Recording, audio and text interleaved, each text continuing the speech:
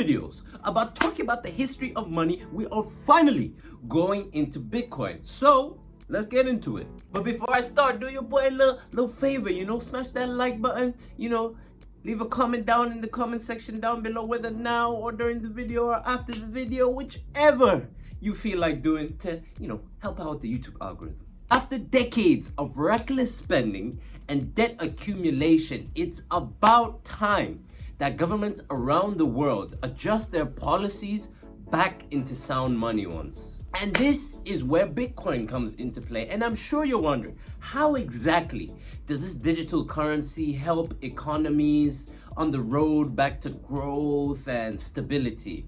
Now, think back to the gold standard. Markets chose gold to store value for two reasons: due to its scarcity and its predictability, meaning that there's little risk in the supply increasing to the point that it deflates its value. And Bitcoin has similar traits. In fact, really, it has a limited supply. And whatever happens, there will never be more than 21 million Bitcoins in circulation. And once that amount is produced and is in circulation, then the mining and the production of Bitcoin will literally stop. The way Bitcoins are created also leads to stability, just due to the fact that the currency grows at a constantly diminishing rate. And this is essentially how Bitcoin works. And just like gold, it is mined. And to access new coins, computers across the globe that are in the Bitcoin pool gather their processing power together so that they can solve complex algorithms. And once these puzzles have been solved, these miners, the ones that helped in solving the puzzles, get rewarded in Bitcoin. Bitcoin designer Satoshi Nakamoto added an inbuilt failsafe to help prevent from online gold rushes, which essentially means that the amount of Bitcoins that are issued are halved every 4 years. The added caveat is as the amount of computers that participate in solving these algorithms increases, algorithmic problems actually also become more and more difficult, which guarantees a stable money supply. And this is actually pretty similar to gold, as the increase in difficulty of mining gold actually allows for the stable and reliability of the gold supply. And Bitcoin will continue to be issued in smaller quantities up until the year 2140. After that, none will be produced, and that makes Bitcoin very unique. It's the only good that is defined by absolute scarcity. Compare that to conventional commodities like oil and gas. Albeit we're told that these commodities are scarce, but we know if we invest the necessary resources in order to find some, we'll more than likely be able to find some more. For all our increasing consumption of oil, somehow global oil reserves seem to be growing every year. And Bitcoin is radically different. No amount of time and resources can create more coins than the algorithm allows for. And this is amazing, because Bitcoin can never be devalued by manipulating the money supply, and in essence making it a perfect store of value. The sound money is not just about scarcity. It also needs to be secure. After all, if people didn't think Bitcoin was not secure, they would probably look for another option. Thank the heavens, Bitcoin is also secure. And this is thanks to the Bitcoin ledger, which is essentially known as blockchain technology. And when mining computers crack the algorithmic puzzle, a block is added. And this is essentially a record of recent transactions and mining activity. And each block is added to a chain of older blocks, which essentially creates the Bitcoin blockchain. And all of these blocks have all the information of past Bitcoin transactions. And another great benefit is all this information is available to every single network user. And ownership of Bitcoin is only valid if it's registered on the blockchain, which is only possible if the majority of network users approve it. And this essentially means that the Bitcoin network is self-sustaining.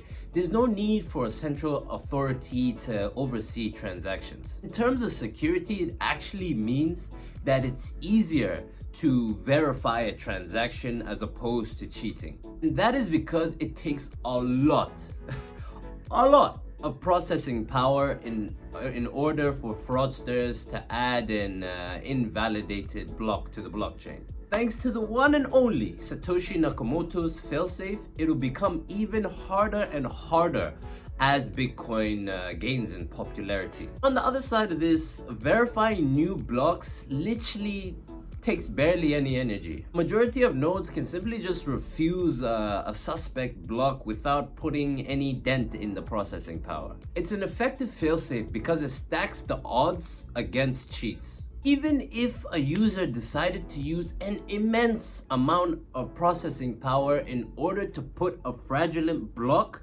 in the blockchain, they'd gain very little. Breaching Bitcoin security would threaten trust in the network, which will eventually lead to less demand, and with less demand comes less value. Bitcoin's scarcity and security definitely does make it possible that it can become a new standard, but that largely depends on how it deals with major challenges. Take price volatility. When Bitcoin had its first transaction in May of 2010, one coin was valued at about 0.000094 USD. I'm not sure if that's completely correct, but I'll put in the right number in there somewhere. And then fast forward to October 2017, where Bitcoin was about $4,200 for one single coin. That is an increase, a price increase of over 400 million%. And that is just long-term volatility. Take 2017. Bitcoin jumped from $750 to $20,000 per coin. And this is essentially pretty much because of demand. And since the supply of Bitcoin is fixed, the currency can only respond to interest through price. How Bitcoin is novel, its demand is highly variable. The effects of all of this pretty much undermines the effectiveness of Bitcoin as a store of value. But the question is, will things ever settle down? And the author believes that they will as the market continues to grow. And this brings us to the second challenge that Bitcoin faces. And if Bitcoin is to become a standard, it needs to grow. And due to it needing to grow, eventually, it will need the reliance of large and centralized institutions. It's a problem. This is a very big problem, just due to the fact that Bitcoin was designed as an exchange system that didn't rely on government authorized institutions like banks. Unfortunately, as of now, as of today, there's no way of solving this problem quite yet. Bitcoin's transaction limit is set at about 500,000 per day. That could be increased at some point, but even with a new figure, there's no way of getting around the fact that there will be a daily cap. Then there is the question of costs. So the more transactions that are happening means that there needs to be more nodes. And this increases the number of the Bitcoin ledgers that need to be updated. And this increases both the transaction fees and the processing power. And if you merge all of these facts together, you have a pretty compelling case of taking Bitcoin off of the blockchain, which essentially would mean you would trade in currencies backed by Bitcoin. That would essentially create a new standard, but it also means that you would need centralized institutions or organizations in order to run the operations. Bitcoin definitely could provide a framework for contemporary sound money policy, but there is still one major question that needs to be answered. Will it be able to dodge the fate of the gold standard? And that, my friends, only time will tell.